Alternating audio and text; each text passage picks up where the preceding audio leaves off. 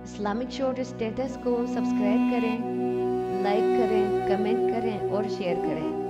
Bell icon کو دبانا مت بھولیں۔ مورخوں کے مطابق خالد رضی اللہ عنہ اور ماہان کی بات چیت کی ناکامی کے بعد جب دونوں طرف کی فوجوں کو بتایا گیا کہ جنگ ہو کے رہے گی اور کل صبح سے فوجیں ایک دوسرے کے آمنے سامنے آ جائیں گی، اس وقت سے دونوں فوجوں پر ہیجانی کیفیت طاری ہو گئی۔ رومی محاذ پر پادریوں نے لشکر کو صلیبیں دکھا کر مذہب کے نام پر گرمایا اور انہیں صلیب اور یسوع مسیح کے نام پر مر مٹنے کی تلقین کی۔ پادری کے الفاظ اور ان کا انداز اتنا جوشیلا تھا کہ سپاہیوں نے صلیب کی طرف ہاتھ کر کے حلف اٹھائے کہ وہ فتح حاصل کریں گے ورنہ مر جائیں گے۔ مسلمانوں نے عبادت اور دعا کے لیے رات کا وقت مقرر کیا۔ انہیں گرمانے اور جوش دلانے کے لیے واعظ کی ضرورت نہیں تھی۔ جس مقصد کے لیے وہ گھروں سے نکلے تھے اس مقصد کی عظمت سے وہ آگاہ تھے۔ انہوں نے اپنی جانیں اللہ کے سپرد کر دی تھی۔ اسی روز دونوں فوجوں نے صف بندی اور دستوں کو موزوں جگہوں پر پہنچانے کا کام شروع کر دیا۔ ماہان نے اپنے لشکر کو 4 حصوں میں تقسیم کیا اور انہیں آگے لا کر صفارہ کیا۔ اس کے محاذ کی لمبائی 12 میل تھی اور گہرائی اتنی زیادہ کہ صفوں کے پیچھے صفیں تھیں جو دور تک چلی گئی تھی۔ رومی افواج کو اس ترتیب سے کھڑا کیا گیا تھا کہ ایک پہلو پر سالار گریگری کے دستے تھے اور دوسرے پہلو پر سالار قناطیر کے دستے۔ قلب میں سالار اعلیٰ ماہان کی آرمینی فوج اور سالار دیر جان کے دستے تھے۔ گھڑ سوار دستوں کو 4 حصوں میں تقسیم کیا گیا تھا اور انہیں ایسی جگہوں پر کھڑا کیا گیا جہاں ان کے سامنے مسلمانوں کے پیادہ دستے تھے۔ رومیوں کے پاس سوار دستے اتنے زیادہ تھے کہ انہوں نے سواروں کے پیچھے بھی سوار کھڑے کر دیے۔ سالار جبلہ بن الاہم کے سوار دستے اور شتر سواروں کو 12 میل لمبے محاذ کے آگے کھڑا کیا گیا۔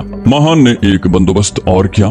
گریگری کے دستے ایک پہلو پر تھے، ان میں 30,000 پیادے تھے۔ ان تمام پیادوں کو زنجیروں سے باندھ دیا گیا۔ ایک زنجیر میں 10 آدمی باندھے گئے۔ زنجیریں اتنی لمبی تھیں کہ ان سے بندھے ہوئے سپاہی آسانی سے لڑ سکتے تھے۔ زنجیروں کا ایک مقصد یہ تھا کہ سپاہی بھاگ نہیں سکیں گے اور دوسرا مقصد یہ کہ مسلمان حملہ کریں گے تو ان زنجیروں سے الجھ جائیں گے، گریں گے اور صفیں توڑ کر آگے نہیں نکل سکیں گے۔ خالد رضی اللہ عنہ رومیوں کی صف بندی دیکھ رہے تھے۔ سالار اعلیٰ ابو عبیدہ رضی اللہ عنہ تھے۔ ان میں ایک قابل سالار کی ساری خصوصیات موجود تھیں، لیکن میدان جنگ میں بڑی احتیاط سے قدم اٹھاتے تھے اور خطرہ مول لینے سے کچھ گریز کرتے۔ جنگ یرموک میں انہوں نے سپاہ سالاری کے فرائض خالد رضی اللہ عنہ کے حوالے کر دیے تھے۔ یہ جنگ ایسی تھی جس میں خطرے مول لینے ہی تھے۔ دشمن کی اتنی زیادہ طاقت کے مقابلے میں روایتی طریقوں سے جنگ نہیں لڑی جا سکتی تھی۔ سپاہ سالار ابو عبیدہ رضی اللہ عنہ ہی تھے۔ انہوں نے یہ صورتحال خالد رضی اللہ عنہ کے سپرد کر دی تھی۔ خالد رضی اللہ عنہ نے ابو عبیدہ رضی اللہ عنہ سے کہا کہ وہ تمام سالار اور کمانداروں کو اکٹھا کریں۔ خالد رضی اللہ عنہ انہیں صف آرائی اور جنگ کے متعلق کچھ بتانا چاہتے تھے۔ چونکہ وہ سپاہ سالار نہیں تھے اس لیے سالاروں پر ان کا حکم نہیں چل سکتا تھا۔ ابو عبیدہ رضی اللہ عنہ نے سب کو بلا لیا۔ خالد رضی اللہ عنہ نے انہیں بتایا کہ دشمن کی تعداد کو وہ دیکھ رہے ہیں اور اپنی تعداد بھی ان کے سامنے ہے، اس لیے یہ زندگی اور موت کی جنگ ہوگی۔ اس کے بعد خالد رضی اللہ عنہ نے مجاہدین کو اس طرح تقسیم کیا کہ 40,000 تعداد میں کل 10,000 گھڑ سوار تھے۔ 30,000 پیادوں کو 36 حصوں میں تقسیم کیا۔ ہر حصے میں 800 سے 900 پیادے آئے۔ گھڑ سواروں کو انہوں نے 200 کے 3 حصوں میں تقسیم کیا۔ ایک کی کمان قیس بن حبیرہ کو دی، دوسرے کی مسرہ بن مسروق کو اور تیسرے کی کمان عامر بن طفیل کو دی۔ مسلمانوں کے محاذ کی لمبائی 11 میل تھی، یعنی دشمن سے 1 میل کم۔ ظاہر ہے کہ مسلمانوں کی صف آرائی کی گہرائی تھی ہی نہیں۔ ایک پہلو پر یزید بن ابی سفیان کے اور دوسرے پہلو پر عمر بن العاص کے دستے تھے۔ انہیں 200 کا ایک سوار دستہ بھی دیا گیا تھا۔ ابو عبیدہ رضی اللہ عنہ قلب میں تھے۔ انہوں نے سالار شرحبیل رضی اللہ عنہ کے دستوں کو اپنے ساتھ دائیں طرف رکھا۔ ان کے ساتھ ساتھ سالار اکرمہ بن ابی جہل اور عبد الرحمن بن خالد بھی تھے۔ 4,000 گھڑ سواروں کو خالد رضی اللہ عنہ نے اپنی کمان میں اگلی صفوں کے پیچھے رکھا تھا۔ انہیں ہر اس جگہ پہنچنا تھا جہاں دشمن کا دباؤ زیادہ ہونا تھا اور ان سواروں نے گھوم پھر کر لڑنا تھا۔ اگلی صف کے پیادوں کو لمبی برچیاں دی گئی تھیں جو نیزے کہلاتی تھیں۔ ان کی انیاں 3 دھاری اور 4 دھاری تھیں اور بہت تیز۔ उन प्यादों में तीरंदाज खास तौर पर रखे गए थे। रूमियों के हमले को नेजों और तीरों की बौछारों से रोकना था। उसके बाद तेगजनों ने अपने जौहर दिखाने थे। उस दौर के रिवाज के मुताबिक बहुत से मुजाहिदीन के बीवी बच्चे और बाज की बहनें उनके साथ थीं। उन औरतों और बच्चों को फौज के पीछे रखा गया। अबू उबैदा रज़ियल्लाहु अन्हु वहां गए। औरतों से कहा, कौम की बेटियों, हम तुम्हारी हिफाजत करेंगे, लेकिन तुम्हें एक काम करना है। अपने पास पत्थर जमा कर लो और अपने खैमों के डंडे अपने हाथों में रखो। अगर कोई मुसलमान भागकर पीछे आए तो उसे पत्थर मारो, डंडे उसके मुंह पर मारो। भागने वालों की बीवियों और बच्चों को उनके सामने खड़ा कर दो। औरतों ने उसी वक्त खैमों से डंडे निकाल लिए और पत्थर इकट्ठे करने लगी। सफबंदी हो चुकी तो अबू उबैदा रज़ियल्लाहु अन्हु, खालिद रज़ियल्लाहु अन्हु और दूसरे सालार एक सिरे से दूसरे सिरे तक गए। वो मुजाहिदीन का हौसला बढ़ा रहे थे। वो हंसते और मुस्कुराते थे और कहीं रुक जाते तो खालिद रज़ियल्लाहु अन्हु चंद अल्फाज कहकर उनके जज्बों को सहारा देते।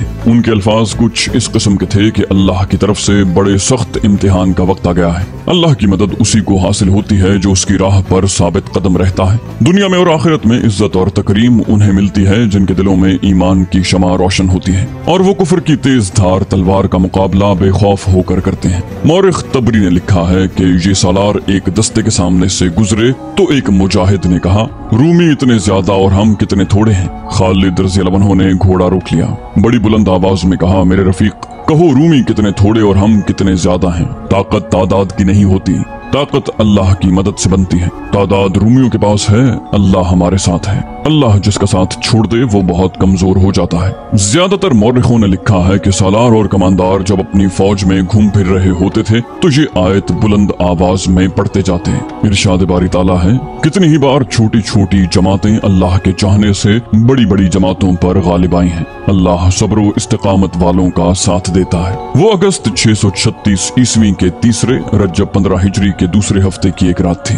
मुजाहिदीन तमाम रात इबादत इलाही और तिलावत कुरान में मसरूफ रहे। अल्लाह के सिवा कौन था जो उनकी मदद को पहुंचता। अक्सर मुजाहिदीन सूरह अनफाल की तिलावत करते रहे। रूमी महाज भी शब भर बेदार रहा। वहाँ पादरियों ने सिपाहियों को इबादत और दुआ में मसरूफ रखा।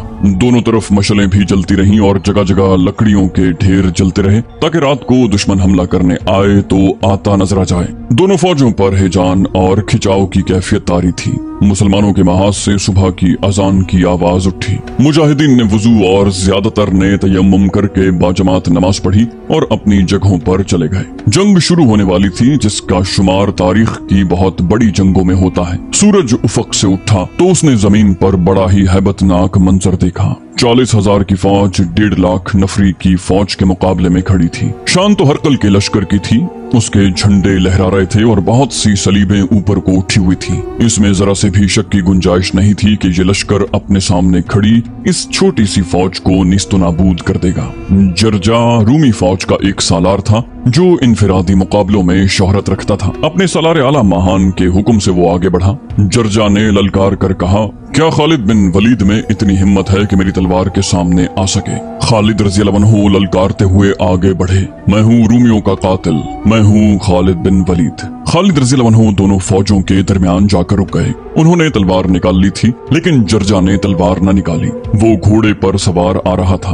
खालिद रज़ियल्लाहु अन्हु अपने घोड़े को उसके घोड़े के इतना करीब ले गए कि दोनों घोड़ों की गर्दनें मिल गईं। जर्जा ने फिर भी तलवार न निकाली। उसने कहा, इब्ने वलीद, झूठ न बोलना कि जंगजू झूठ नहीं बोला करते। धोखा भी न देना कि आला नस्ल के लोग धोखा नहीं दिया करते। खालिद रज़ियल्लाहु अन्हु ने कहा, पूछ ए दुश्मन इस्लाम, जंगजू झूठ नहीं बोलेगा, धोखा नहीं देगा। पूछ क्या पूछता है? जर्जा ने पूछा, क्या मैं इसे सच समझूं कि तेरे रसूल सल्लल्लाहु अलैहि वसल्लम को खुदा ने आसमान से तलवार भेजी थी और ये तलवार तेरे रसूल ने तुझे दी थी, और जब तेरे हाथ में ये तलवार होती है तो दुश्मन शिकस्त खाकर भाग जाता है। खालिद रज़ियल्लाहु अन्हु ने कहा, ये सच नहीं। जर्जा ने पूछा, फिर तू अल्लाह की शमशीर क्यों बना? खालिद रज़ियल्लाहु अन्हु ने कहा, सच ये है कि ऐ दुश्मन इस्लाम, रसूल अल्लाह सल्लल्लाहु अलैहि वसल्लम ने मेरी तेगजनी के जौहर देखे थे तो आप अलैहिस्सलाम ने बेसाख्ता कहा कि तू अल्लाह की तलवार है। आप अलैहिस्सलाम ने मुझे अपनी तलवार इनाम के तौर पर दी थी। बस अब अपनी तलवार निकाल और तू भी उसका जायका चख ले। जर्जा ने कहा, अगर मैं तलवार ना निकालूं तो? खालिद रज़ियल्लाहु अन्हु ने कहा, फिर कहो ला इलाहा इल्लल्लाह मुहम्मदुर रसूलुल्लाह, तस्लीम करके मोहम्मद सल्लल्लाहु अलैहि वसल्लम अल्लाह के रसूल हैं। जर्जा ने कहा, मैं ऐसा कहने से इनकार कर दूं तो तू क्या करेगा? खालिद रज़ियल्लाहु अन्हु ने कहा, फिर तुझसे जिजिया मांगूंगा और तुझे अपनी हिफाजत में रखूंगा। जर्जा ने कहा, अगर मैं जिजिया देने से इनकार कर दूं तो? खालिद रज़ियल्लाहु अन्हु ने कहा, फिर निकाल अपनी तलवार और पहला वार कर ले कि तुझे कोई अफसोस न रहे कि वार करने का तुझे कोई मौका न मिला। जर्जा कुछ देर खामोश रहा और खालिद रज़ियल्लाहु अन्हु के मुंह की तरफ देखता रहा। फिर उसने पूछा, अगर कोई आज इस्लाम कबूल करे तो उसको क्या दर्जा दोगे? खालिद रज़ियल्लाहु अन्हु ने कहा, वही दर्जा जो हर मुसलमान का है। इस्लाम में कोई बड़ा और छोटा नहीं। जर्जा ने कहा, मैं तेरे मजहब में आना चाहता हूँ, मैं इस्लाम कबूल करता हूँ। खालिद रज़ियल्लाहु अन्हु के चेहरे पर हैरत का बड़ा गहरा तासुर आ गया। खालिद रज़ियल्लाहु अन्हु ने पूछा, क्या तू अपने होशो हवास में है ए रूमी सालार? जर्जा ने कहा, हाँ इब्ने वलीद, मुझे अपने साथ ले चल। खालिद रज़ियल्लाहु अन्हु ने अपना घोड़ा मोड़ा। जर्जा ने अपना घोड़ा खालिद रज़ियल्लाहु अन्हु के पहलू में कर लिया और वो मुसलमानों के महाज में आ गया। खालिद रज़ियल्लाहु अन्हु ने उसे कलिमा पढ़ाया और वो मुसलमानों के महाज में शामिल हो गया। मुसलमानों ने तकबीर के नारे बुलंद किए और रूमी लश्कर ने बड़ी बुलंद आवाज से जर्जा पर लान तान की, लेकिन जर्जा को कोई असर न हुआ। बड़ी ही खूंरेज जंग शुरू होने वाली थी और जर्जा अपने ही लश्कर के खिलाफ लड़ने के लिए तैयार हो गया था। अगस्त 636 ईस्वी मुसलमानों के बड़े ही सख्त इम्तिहान का महीना था। रूमियों का एक सालार इस्लाम कबूल करके मुसलमानों के पास आ गया था। मुसलमानों ने खुशी के नारे तो बहुत लगाए थे, लेकिन उन्हें एहसास था कि दुश्मन के एक सालार के इधर आ जाने से रूमियों के इतने बड़े लश्कर में जरा सी भी कमजोरी पैदा नहीं होगी और दुश्मन के लड़ने के जज्बे में भी कोई फर्क नहीं आएगा। मुसलमानों को इतने बड़े और ऐसे मुनज़्ज़म लश्कर का सामना पहली बार हुआ था। इस्लाम के लिए ये बड़ा ही खतरनाक चैलेंज था जो इस्लाम के शहदाइयों ने कबूल कर लिया था। मुसलमान एक खुदकुश जंग के लिए तैयार हो गए थे और ये पहला मौका था कि मुसलमान औरतें भी मर्दों के दोष बदोश लड़ने के लिए तैयार थीं। उन्हें अबू उबैदा रज़ियल्लाहु अन्हु ने तो ये कहा था कि खैमों के डंडे निकाल लें और पत्थर इकट्ठे कर लें और जो मुसलमान भागकर पीछे आएं उस पर पत्थर बरसाएं और उसके मुंह पर डंडे मारें। लेकिन औरतों ने अपने आप को जंग में कूद पड़ने के लिए भी तैयार कर लिया। दोनों फौजों की नफरी उनके सामने थी। वहाँ तो हर मुसलमान औरत में अपने मर्दों जैसा जज्बा था, लेकिन उनमें चंद एक औरतें गैर मामूली जज्बे वाली थीं। उनमें एक खातून हिंद और दूसरी खौला बिन्ते अल अज़वर खास तौर पर काबिल जिक्र है। हिंद का पहले जिक्र आ चुका है। वो अबू सुफियान रज़ियल्लाहु अन्हु की बीवी थी। इस्लाम कबूल करने से पहले जंग उहुद में उन्होंने अपने कबीले का हौसला बढ़ाने के लिए मैदान जंग में गीत गाए थे। ये गीत रज़मिया नहीं थे और बाकायदा जंगी तराने भी नहीं थे। उन गीतों में अपने आदमियों की मर्दानगी को उभारा गया था और कुछ इस किस्म के अल्फाज कहे गए थे कि तुम हार गए तो तुम्हारी बीवियां तुम्हें अपने जिस्मों को हाथ नहीं लगाने देंगी। हिंद का चचा उस लड़ाई में हमजा रज़ियल्लाहु अन्हु के हाथों मारा गया तो हिंद ने मशहूर बर्छीबाज वाहशी को हमजा रज़ियल्लाहु अन्हु के कत्ल के लिए कहा और उसे इनाम पेश किया था। वाहशी की फेंकी हुई बर्छी कभी खता नहीं गई थी। उसने मैदान जंग में हमजा रज़ियल्लाहु अन्हु को ढूंढ निकाला और ताक कर बर्छी मारी। बर्छी हमजा रज़ियल्लाहु अन्हु के पेट में उतर गई और वो शहीद हो गए। कुछ अरसे के बाद अबू सुफियान रज़ियल्लाहु अन्हु और हिंद ने इस्लाम कबूल कर लिया और अब उस औरत का वही जोशो खरोश और जज्बा इस्लाम की सरबुलंदी की खातिर लड़ी जाने वाली जंगों में काम आ रहा था। उनका बेटा यजीद बिन अबी सुफियान इस्लामी लश्कर में सालार था। दूसरी नामवर खातून खौला बिन्ते अल अज़वर थीं जो ज़र्रार बिन अल अज़वर की बहन थीं। ज़र्रार का बहुत जिक्र आ चुका है। वो खुद ज़र्रा और कमीज उतार कर लड़ा करते थे। इस गैर मामूली दलेरी की वजह से ज़र्रार रूमियों में नंगा होकर कहर और गजब से लड़ने वाले के नाम से मशहूर हो गए थे। 2 साल पहले ज़र्रार एक मार्के में रूमियों की सफों में इतनी दूर चले गए कि बहुत से रूमियों ने उन्हें घेर लिया और जिंदा पकड़ लिया। ज़र्रार रूमियों के लिए बहुत अहम शिकार थे। कोई सोच भी नहीं सकता था कि रूमी उन्हें जिंदा छोड़ेंगे और ये भी कोई नहीं सोच सकता था कि ज़र्रार की बहन खौला उन्हें छुड़ा कर ले आएंगी। पहले तफसील से बयान हो चुका है कि खौला एक मार्के में चेहरे पर निकाब और सर पर सब्ज इमामा रख कर रूमियों की सफों पर टूट पड़ी थी। वो खालिद रज़ियल्लाहु अन्हु के करीब से गुजर कर आगे गई थी। खालिद रज़ियल्लाहु अन्हु उन्हें अपना कोई मुजाहिद समझ रहे थे। उन्होंने आखिर उन्हें अपने पास बुलाया तो उन्हें पता चला कि ये कोई आदमी नहीं बल्कि एक औरत है और ज़र्रार बिन अल अज़वर की बहन है। ये इत्तला मिल गई कि रूमी ज़र्रार को पाबजौला करके फुला तरफ ले जा रहे हैं। रूमियों की तादाद खासी ज्यादा थी। राफे बिन उमैरा को 100 सवार देकर खालिद रज़ियल्लाहु अन्हु ने ज़र्रार को छुड़ा लाने को भेजा तो खौला भी पीछे पीछे चली गई। खालिद रज़ियल्लाहु अन्हु को उनके जाने का इल्म नहीं था। जब वो राफे बिन उमैरा के सवारों से जा मिली तो राफे ने भी उन्हें रोका था, लेकिन खौला रोकी नहीं। उन्होंने अपने भाई को आजाद करवाने के लिए रूमियों पर हमला किया तो मर्दों को हैरान कर दिया था। इस तरह जान की बाजी लगाकर ज़र्रार को रूमियों से छुड़ा लिया था और अपने साथ ले आई थी। उनके वो अल्फाज जो उन्होंने जर्रार को गले लगाकर कहे थे तारीख में महफूज हैं। मेरे अजीज भाई, मेरे दिल की तपिश देख किस तरह तेरे फिराक में जल रहा है। अब जबकि रूमी बुलंदबाला पहाड़ की तरह सामने खड़े थे तो हिंद और खौला और दूसरी मुसलमान औरतें सिर्फ बीवियों और बेटियों की हैसियत से बैठी नहीं रह सकती थी, ना वो अपने फर्ज को सिर्फ दुआओं तक महदूद रख सकती थी। हिंद और खौला औरतों के कैंप में मर्दाना चाल चलती घूम फिर रही थी। वो औरतों को लड़ाई के लिए तैयार कर रही थी। उन्होंने यहाँ तक फैसला कर लिया था कि बच्चों वाली औरतों को पीछे छोड़कर आगे चली जाएंगी। रूमी सालार जर्जा ने खालिद रज़ियल्लाहु अन्हु के हाथ पर इस्लाम कबूल किया और उसके साथ ही इनफिरादी मुकाबले फिर शुरू हो गए। रूमी अपने सालार जर्जा की कमी की खिफ़त यूं मिटाने लगे कि वो अपने चुने हुए सालारों को इनफिरादी मुकाबलों के लिए उतारते जा रहे थे। उमूमन 3-4 मुकाबले हुआ करते थे, लेकिन मुकाबलों को खत्म ही नहीं होने दे रहे थे। उधर से कोई सालार, नायब सालार या कोई कमांडार सामने आकर रूमियों को ललकारता तो रूमी अपने किसी नामी गिरामी तेगजन या पहलवान को आगे कर देते। तकरीबन हर मुकाबले में रूमी मारा गया या भाग गया। खलीफा अव्वल अबू बकर रज़ियल्लाहु अन्हु के बेटे अब्दुर्रहमान मुकाबले के लिए सामने आए। अब्दुर्रहमान ने दोनों फौजों के दरमियान घोड़ा एक चक्कर में दौड़ाते हुए ललकार कर कहा, मैं हूँ अल्लाह के रसूल के पहले खलीफा अबू बकर का बेटा। रूमियों, मेरी हैसियत का कोई सालार आगे भेजो। तारीख में उस रूमी सालार का नाम नहीं मिलता जो उनके मुकाबले में आया। वो जो कोई भी था बड़ी जल्दी कट कर गिरा। अब्दुर्रहमान बिन अबू बकर ने रूमियों को ललकारा, क्या इतने बड़े लश्कर में मेरे पाए का कोई सालार नहीं? रूमियों की सफों से काले रंग का एक घोड़ा निकला जिसका कद ऊंचा नहीं था, सर से दुम तक लंबाई आम घोड़ों से ज्यादा थी।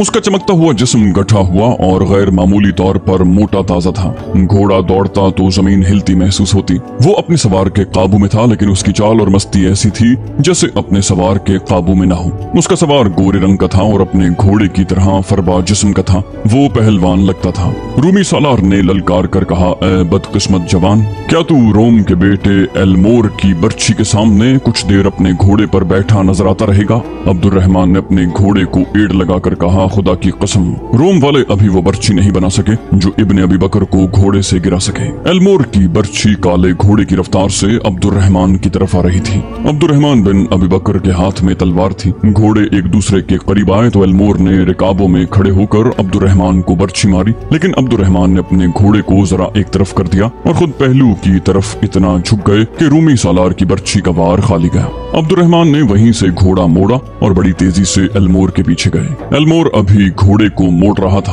अब्दुर्रहमान की तलवार उसकी उस कलाई पर पड़ी जिस हाथ में उसने बर्छी पकड़ रखी थी। हाथ साफ कट कर बाजू से अलग हो गया। बर्छी उस हाथ समेत जिसने उसे पकड़ रखा था जमीन पर जा पड़ी। ये जख्म मामूली नहीं था।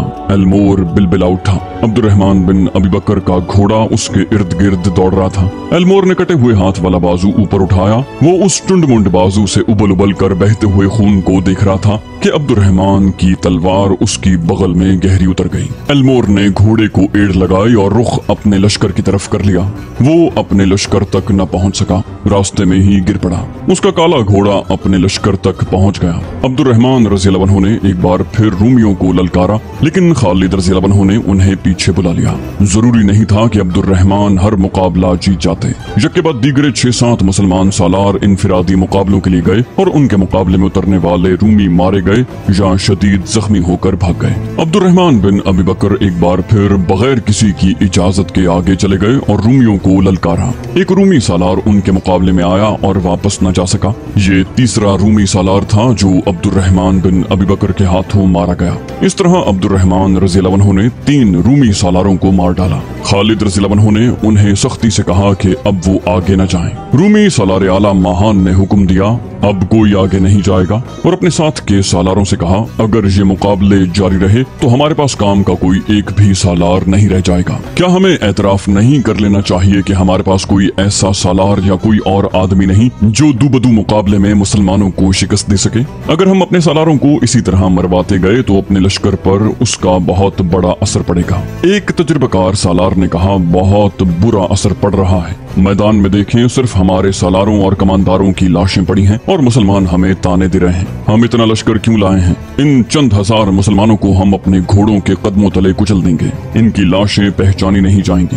कल्ब के एक सालार ने कहा, हमें पूरे लश्कर से एक ही बार हमला कर देना चाहिए। महान ने कहा, नहीं, मुसलमानों से इतनी बार शिकस्त खाकर भी तुम मुसलमानों को नहीं समझे। मुसलमानों की नफरी जितनी कम होती है, ये उतने ही ज्यादा खतरनाक होते हैं। मैं पहला हमला जरा कम नफरी से करूंगा और देखूंगा कि ये अपने आप को बचाने के लिए क्या तरीका इख्तियार करते हैं।